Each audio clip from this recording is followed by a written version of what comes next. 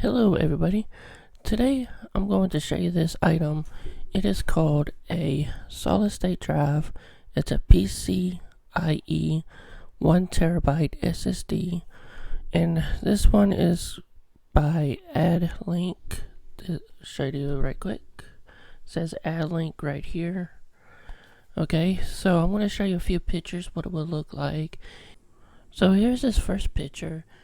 This thing is like so small and it's like amazing. But anyways, that's the SSD drive. That's what it will look like. And here's another picture of where you put it inside your computer. This little PCIe slot section right here, if your motherboard has it, and that's where you install it. So here's the website to where you could buy this hard drive.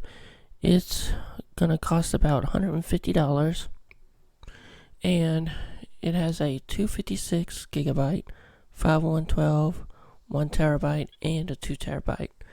And here's all the information about this solid state drive right here. Okay, so if you have any questions or comments about this solid state drive, please leave me a comment down below.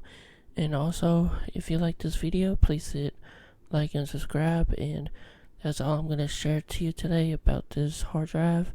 So thank you for watching.